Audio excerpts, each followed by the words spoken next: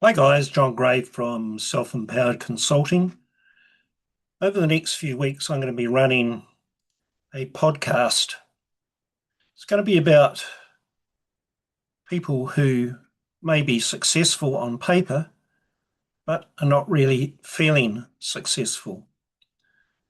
Perhaps if I can explain that a bit by referring to my own journey. I spent over 40 years practicing as a lawyer, built a solid career, did what I was supposed to do, and on paper it worked.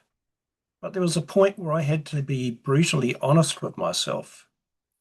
Something did not feel right, not because things were falling apart, but because everything looked fine, but still felt off. I was busy, I was productive, I was ticking all the boxes, but I wasn't aligned. And that's a dangerous place to be because from the outside, no one can see it, and from the inside, you start to ignore it. Here's a truth most people don't say out loud. You can build a life that looks successful and still feel like you're living someone else's version of it. And when that gap opens between what your life looks like and how it actually feels, most people respond the wrong way.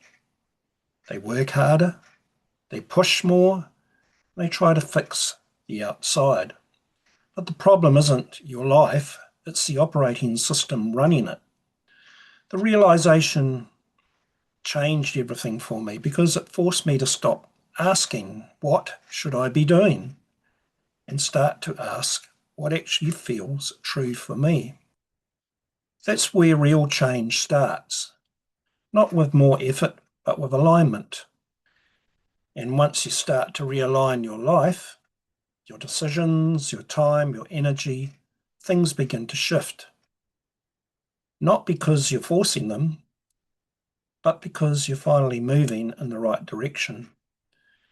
And that's why I created the Life Redesign Blueprint. Not to give people more information, because let's face it, we're already inundated with that, but to help them step out of a life that no longer fits and into one that actually does.